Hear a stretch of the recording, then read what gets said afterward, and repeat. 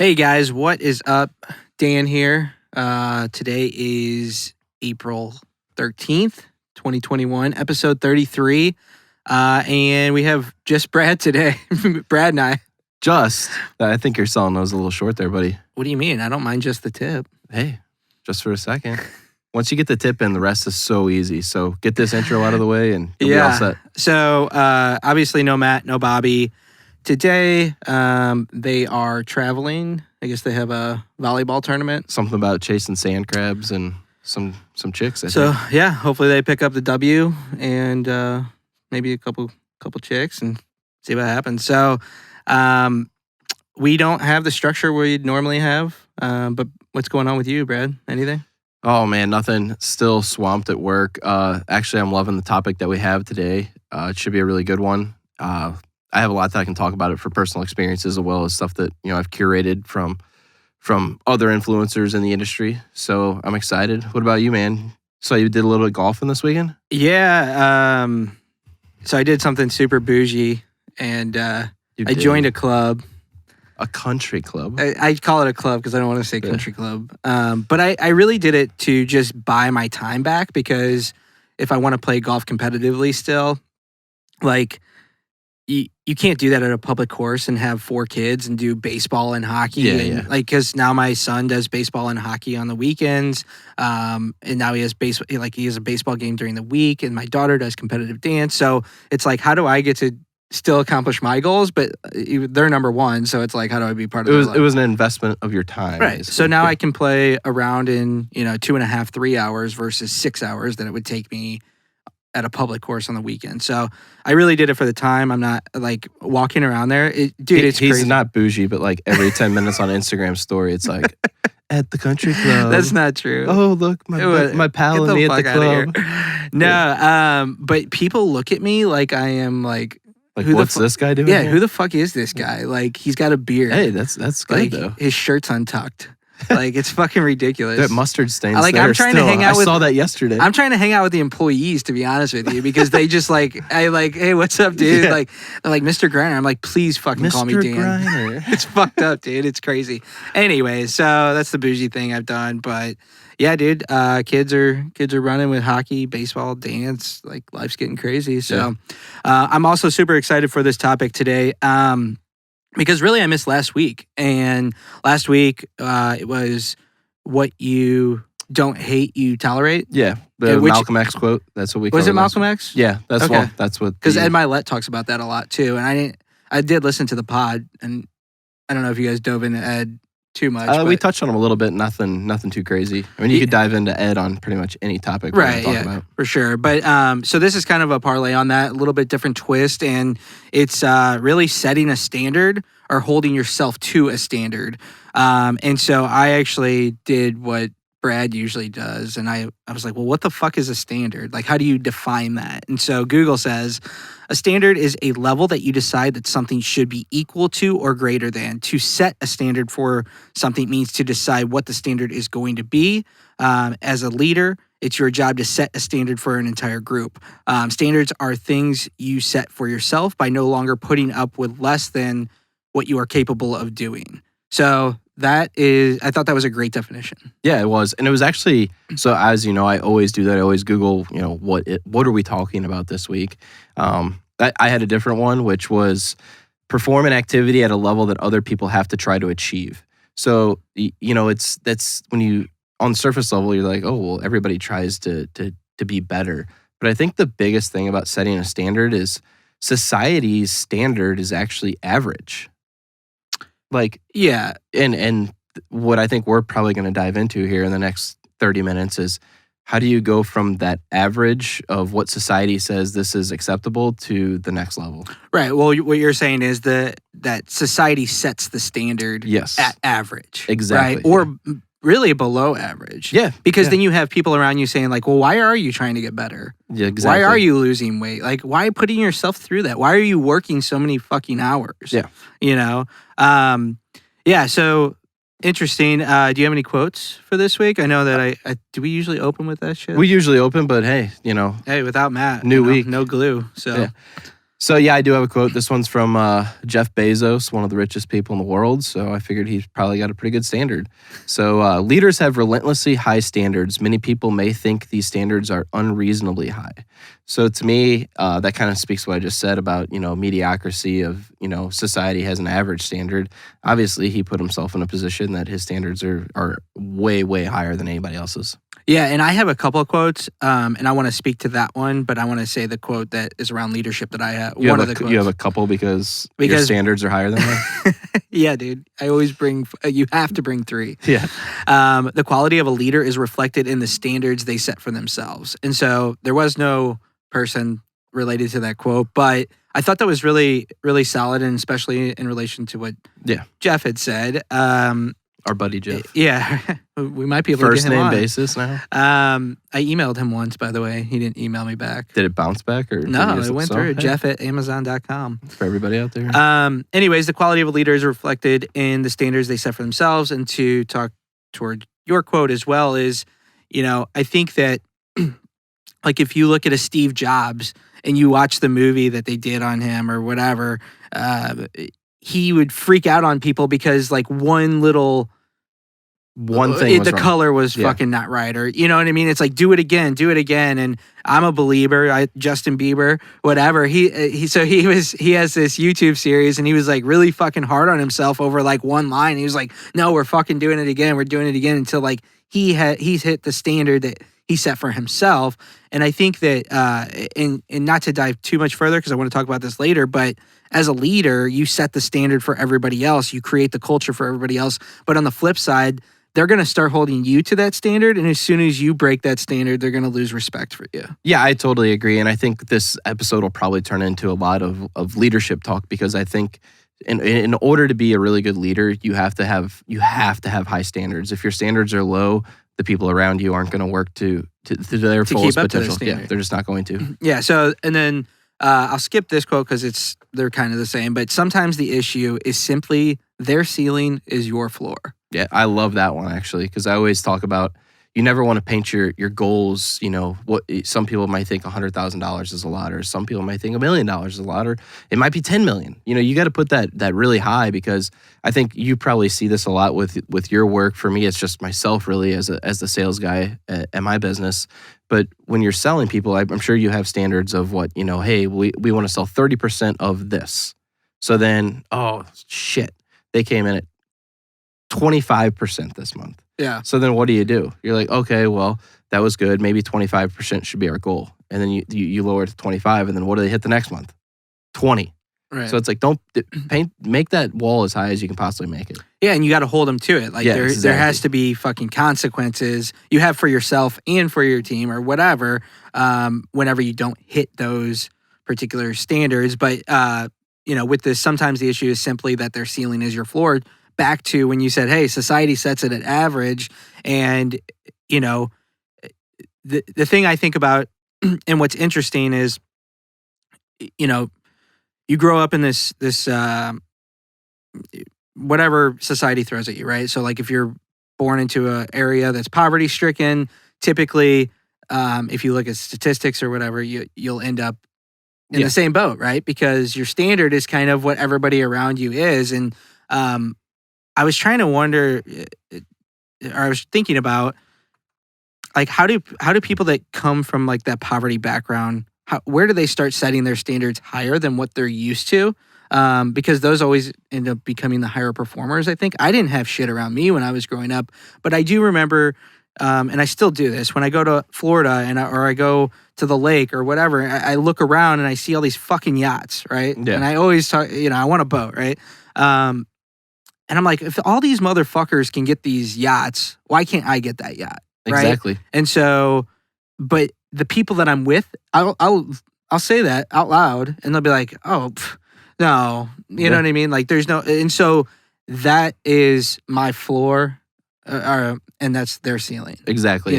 And to just jump right into it, so I actually have exactly the same thing wrote down: is people identify as someone or something, and they don't change because that's who they are. So like you said, they're born into a bad situation. They're like, oh, well, the world's against me. This is just what I am. I can't get out of this. And then there's that 1% of that group that says, no, fuck that. I'm going to be something better. I see these things and there's nothing separating me from getting that. And the same thing applies to people who are born into, very fortunate situations. That's probably why they say, the rich get richer, is because, if you are with somebody that's already a high performer, obviously the standards are at a high level. Like that's why you see, Brady Tkachuk and Matthew Tkachuk are both in the NHL, two brothers from right here in St. Louis, because their dad played fucking professional hockey. Yeah. That's why Tiger Woods' kids probably gonna be fucking badass. Didn't Keith Tkachuk say like one of them got lucky to get in the NHL? Oh, I'm sure Brady, right? Whenever he got drafted, he was kind of like, I'm happy for him, but but yeah, no, they and even their daughter. I mean, I think maybe went to the Olympics, or oh really? I think I could be wrong. Somebody will have to fact check that on me. Interesting. Yeah, but I also think there's a flip side to that, where you can get comfortable and then you become part of. So there was a bell curve where it's 20% of the people push forward and they grow. 60% of the people just kind of fall in the middle at the top of that bell curve, right? And then 20% of the people go backwards. And so even people, so you have people that are born in, it's just easy to say poverty, but you could have any background really. And they say, hey, I want more. I see other people with more. If they can do it, why can't I do it? And they go after and get it. Well, there's people that are born on the other side in the country club world or whatever that they look around, oh, life's easy. Money's just there, whatever. Yeah. And so those are the 20% that start to digress. And I actually know somebody whose parents are very wealthy, and they're doing a generational trust. Okay. Because the kids just decided not to do anything. Oh, and boy. They are, so what happens is the trust skips them. And it goes straight to the grandkids. Jeez, that'll go over real well. Yeah, I don't. Hey, obviously, if anybody around us knows that I was born into a fortunate situation, and I mean, I flat out told my parents, like, I don't want any of your fucking money, because I'm just here to fucking do my own thing. Like I bust my ass every single day to be, I guess, that 16% or whatever that's gonna go somewhere further. And so, yeah, I do agree, though. I mean, I've seen people that, are also in that situation that end up just fucking wasting their life away because life is, technically easy. Yeah. And so, I love my dad, right? But, my dad, he works at a factory at night, right? Yeah. And one of the things about him is he definitely has a victim mindset a lot of the times. And so when my grandparents died, he was like, oh, I should have inherited this, or, because, long story short, some of the siblings got more than the others, right? And so, somebody always gets hurt. And so for me, I was like, dude, who fucking cares? Like, that money wasn't yours to begin with. You didn't work for it. Yeah. Like, my goal is to have more money or success or whatever of what I want than I could ever inherit, because I'm not going to rely on that shit. And you shouldn't be dependent on that. Like, oh, when my parents die, I'm going to come into some money. Like, no, fuck that, dude. Like, exactly. Like, whatever money I'm going to inherit, I hope is nothing compared to what I already have built. Yeah. So it's just interesting to see the different mindsets. And then in terms of standard, and you kind of touched on this, but I wanted to talk to this article that I read on Inc.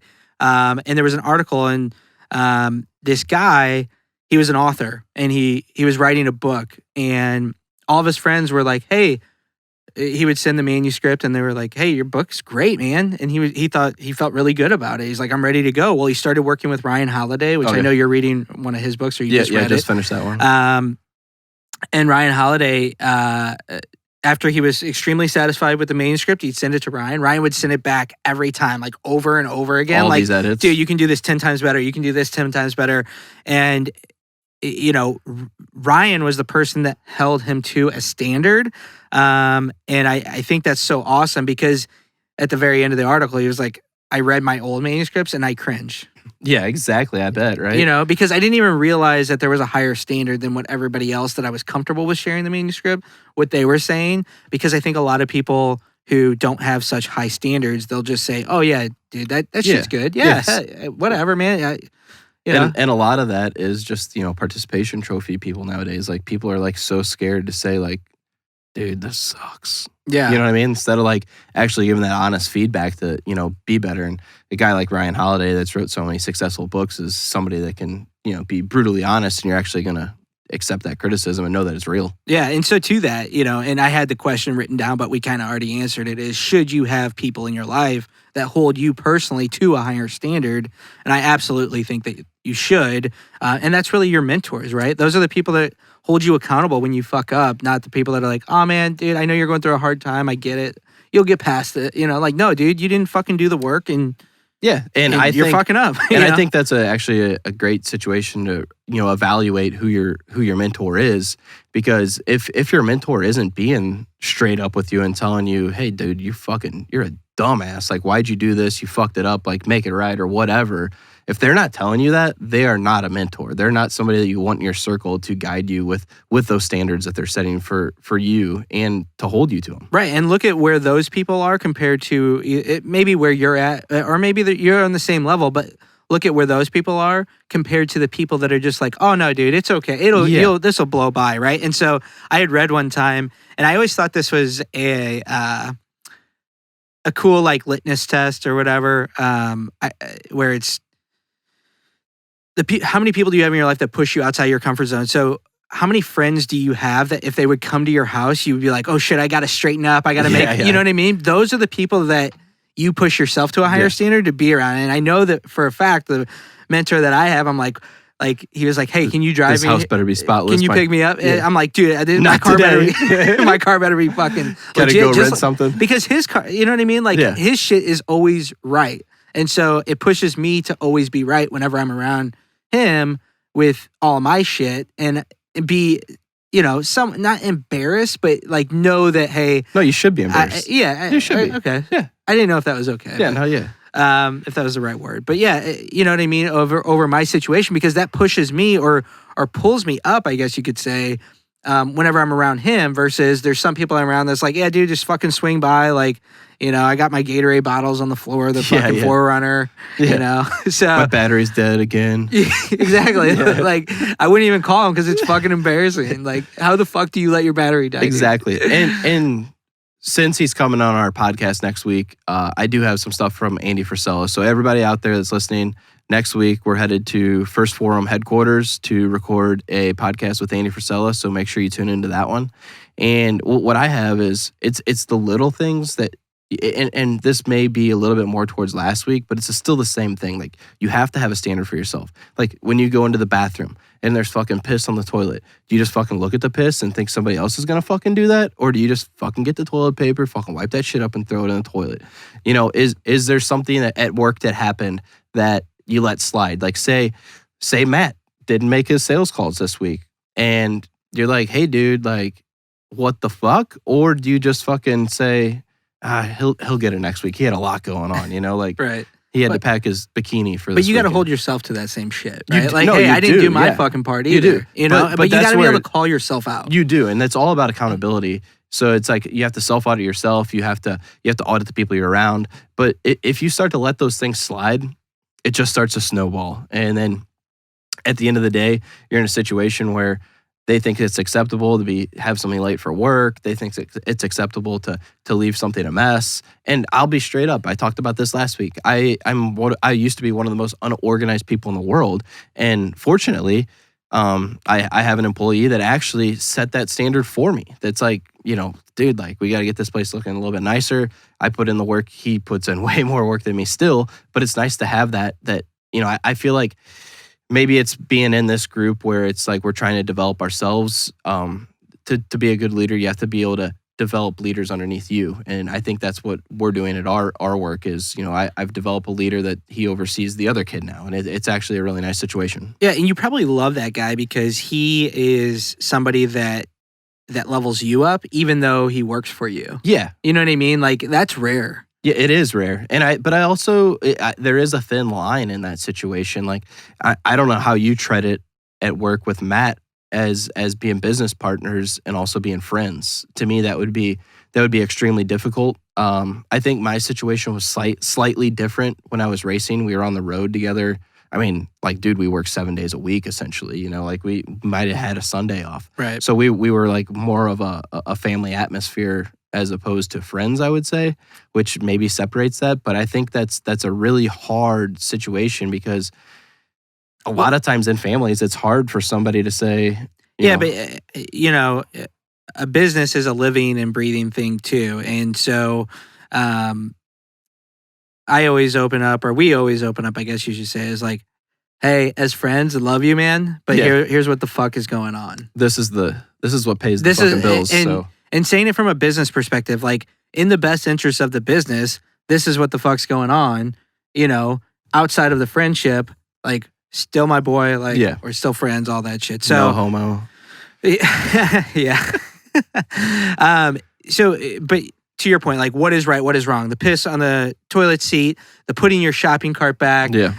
And so I was listening to on Andy Frisella too, and now it's like when I see something, if I see, if I'm at the store and I pick up something and I walk down, I'm like, no, I'm not gonna fucking get this. I used to just put that motherfucker back wherever I was standing, but now I'm like... Because it's not your problem, right? Right, but now I'm like, no, I gotta walk this fucking thing. No matter how many aisles it is, I'll walk across the whole fucking store to put it back exactly where it goes. And that's a standard that you kind of set for yourself. And I think that you can have standards in different areas of life. Like, I know people, like on a spouse or a mate or a girlfriend, whatever, or a boyfriend, where it's like, and this one sucks for me. They got to be a certain height, you know. Yeah. Like I'm 5'7". Like that ain't gonna cut it. You know, I'm not. Yeah, I'm not up to standard for a lot of people out there. You know, but just like, are they employed? Like, what's their financial? Like, people have standards in that regard. People have standards with professional development, with health, wellness, weight, with sports or competition. Like, there's always a standard there, and if you're not meeting that standard, you know, you probably already have standards. You're just not. You know, you didn't put those together. They're just there. And you're getting pissed off or disgusted with yourself, you know, when you violate that standard, I guess you could say. If you're feeling anxiety or shitty about the effort that you put in, then that's your standard, right? Like you have a minimum standard. A standard is a minimum that you accept of yourself or of people around you in certain situations. And so, you know, Ben Newman talks about this, and another future guest. Yeah. I mean, we're building them up. We're building them up. Standard over feelings. What does that mean? You know, what does that mean to you? He talks about it, and basically it's like, hey, not allowing feelings to dictate how you show up. So sometimes you wake up, sometimes you feel like shit, and you're like, hey, I don't want to fucking, you know, I always, working out's so easy to bring up with this shit, and I never work out. But, you know, I don't feel like working out today. Well, your standard is that you're going to fucking work out. So even though you don't feel like doing it, you still do it. I don't feel like walking that fucking yogurt across the fucking store and putting it back where it goes, but I'm going to do it because I have a standard. There's a piece of trash I walked by. I looked at it. As soon as I looked at it, I know that I have ownership of that fucking trash.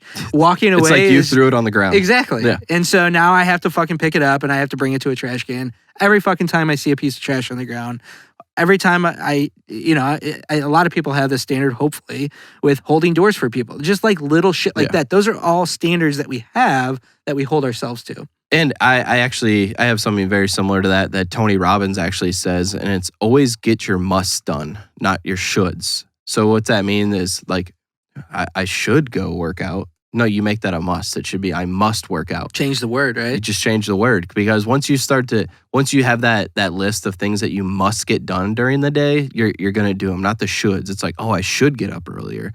And that's something that in the book I just finished up by Dr. Jason Selk, it was to basically another guess is when you wake up in the morning, nobody's a fucking morning person. Nobody. Right. A guy like David Goggins, a guy like Jocko Willink, like these guys, they don't get up early in the morning because they want to. They're doing just fucking fired up. Just because they have a standard for themselves. Like, I'm gonna get up at fucking 4 a.m. and go run fucking 10 miles because that's a must to them. Right. So it's just what you make as your non-negotiables for the day that you need to get done.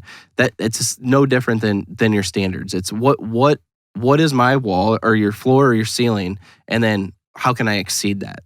And right. Like I said earlier, though, I think your high performers, a guy like Connor McDavid, Wayne Gretzky, these guys, there's a standard to be drafted number 1 overall, right? and there's a standard to be a Hall of Famer. Or Tom Brady. Like, look at this. He was drafted, 199th, okay? Right. He could have sat there and said, oh, well, I'm a fucking 6th fucking round pick. Right. No, he didn't do that. He set his own fucking standards of what he wanted to accomplish in life, and he obviously fucking went out there and fucking slayed it. And now, like, does he seem cockier now than he did 5 years ago? Yeah, but fucking do it, man. You're not cocky if you have if you back that shit up. If you fucking got two, we talked about that. If you have cocky and confidence, baby. Yeah. And then Tiger Woods, like, he had written on the wall 18 majors, like when he was a kid. That was his standard he set, and so he just got hurt. Rory McIlroy, other golfer. Jordan Spieth did it with the Masters. He wrote a letter to Augusta, said that, he was like fucking 8 years old. Like, I'm gonna really? Yeah, he's like, I'm gonna fucking win the Masters when I get, eligible. And they're like, okay, kid. Yeah, okay. But I think they actually did keep the letter, and they showed it after he did win the fucking Masters. So. I wonder how many letters they have that. Like, after that, it's like fucking. No, I mean, there's probably thousands of letters. We have to save these in case one of these kids does do it. They have a fucking file cabinet. No, but back to my story with Tiger. Rory went over there, and Tiger's won like 82 golf tournaments. Yeah. Right. So 82 trophies, right? Plus he's won some major junior events. He's won everything, obviously. Yeah. And there were only 15 trophies in the trophy room, which is his living room. And so Rory was like, well, where are all the other ones? He's like, well, those are just the majors. I don't know where the other ones are. The other ones don't count. I don't even fucking care about that. Like. But that's cool to me. I fucking love that. Like, that's like a swagger thing to me. Like, he just fucking like lays his dick out on the fucking table and it's like, yeah, I won 82, but these are the only 18 that fucking matter. Like he doesn't even give a shit about him. And Rory even said, like, that was the only thing I could think about driving home is those meant nothing to him. They were like practice, but he still got victories. Exactly. And so I think that's a standard thing, right? For sure. That's 100% a standard. And so those are the highest performers, or the people that set the highest standards. And I mean, you see it all the time. You can call it glass ceilings or whatever, if there's a female president down the road, I don't think that there's ever a ceiling. I think that the only limitations or ceilings that are out there are imposed on themselves. And I think that, that glass ceiling will be broken at some point. And I hope it is, but I hate when I actually hate the word glass ceilings. I hate it. I know too. that might not be glass house, fan favorite, anything like that. I don't like. Because I just feel like you can do anything that you want to do if you set the standard and you go get after it and do the work. You put in those, consistent efforts with the right intention every single day, and you can get there. Yeah. And that's what separates those guys like David Goggins. And, they're fucking not even 1% club. Like, they're so fucking far on that scale. Yeah. And personally, and I fucking hate telling this story because it sounds so like. Is it going to be bougie? Maybe I am fucking bougie. You are. Fucking new car. But I bought my new house, right? Yeah. New house, and a country club all in fucking like 6 months. I'm not bougie. Why are you telling people in my business? Look at that. You are. I'm just trying to tell you a story. I'm compiling it for everybody so they know. Okay. You can depreciate any car over 6,000 pounds. Yep. 6,001. Yeah. Anyways, so not a house or a country club. So I agree with my wife that we need a bigger house. We had a bunch of kids. We lived in a 960 square foot house with 4 kids. Yeah. Yeah. It was crazy. You guys upgraded. It was like Charlie and the Chocolate Factory, like the grandparents fucking like sleeping in each other's beds. 1 bathroom, all that. So, it was time to get some more space, and we moved into this newer house. It's just decent, to most people. They're looking at it like, oh my God, like, wow, what a nice house. And they're like congratulating me. And I'm actually... that's not your forever home. I hate saying this, but it was almost like I didn't even want to post the picture of the fucking house. Yeah. Because that's not my standard. Like, I feel like I should be... next level from there. You know what I mean? Yeah. And so it sounds really bad to say, but that's just who I am. I can't fucking help that I have this high standard for myself. And so like I'll just keep going until I fucking can get there, I guess. So that's it, man. Yeah. Yeah, man. I mean, that's all I got on standard, holding yourself to a standard. So I think it's all good stuff. Hey guys, though, before we get out of here, yeah, just make sure, we have some really big guests coming up in the next actually the next 2 weeks. We have 3 really solid guests that are big names. We got Andy Frisella, we got Ben Newman, Dr. Jason Selk. So if you're liking this stuff, give it a share on Instagram, Facebook, all the socials, Twitter. You know where we're at. We're getting good feedback from everybody that gives us feedback, and we want to hear more feedback. For sure. Because we love doing this, and we do it as friends. We started as a book club, all that shit, right? But at the same time, we want to make sure that we're impacting somebody, and if we can impact one person, that's the goal. But if we can impact a bunch of people from you guys helping out with sharing and just telling somebody that maybe what's our top podcast, the minimum wage, minimum wage equals minimum skill set, which Dan got same thing. Dan got in a fight on Instagram with somebody this week on defending minimum wage. But regardless, we want to do more of that shit. We just want to make sure that our shit's on point, I guess. So and with what we're going into the next 2 weeks here, obviously we're not fakes, guys. We're rolling into some pretty serious guests that are worth quite a bit of money. So, give us a share, give us a like, give us that feedback. And you got did we get a question? We do have an inquiry from the fans this week. So the question that we had this week was, how does being an entrepreneur affect your family life? So being that we're the only 2 that have kids, this is probably the perfect question for us. Yeah. What would Bobby and Matt say? I don't know. They better get on that though. They're gonna be going to their kids' baseball games, and it's gonna be like, oh my God, your grandpa's here. He come to every game. Dude, I have a fucking story. You know the guy too. I'll tell you after his name. But so my dad, who's he's whatever. He's just out there. We pulled up when I was a kid to pick up this kid for our baseball game. He's like, "Oh, hey, how you doing? You live with your grandparents?" The kid's like, fucking funny. "No, it's my fucking dad." Goddamn, Dad. So how does entrepreneurship affect family life? Yeah. I'll be super candid. It can be tough. Yeah. I work a lot. I put our goals, or my goals, I guess, our goals. I put my goals, with my business up there priority-wise. I always put the kids first, for sure. I've been in everything for the kids, so that's something I'm proud of. Yeah. That's a standard that I have, I guess. And that's something that we're lucky to do. Yeah, we have a little bit more freedom in that regard, but, the business is, like I said before, a living, breathing thing. It's its own entity. And so shit pops up. Every day is fucking different. There's problems that come up. And sometimes, you have to cancel dinner and you have to fucking work through it. And, so I guess that's some of the downfalls. But on the flip side, hey, we want to go on a fucking trip, or we want to, just whatever, really. Our car fucking broke down, so I can just fucking buy a new car. Shit like that.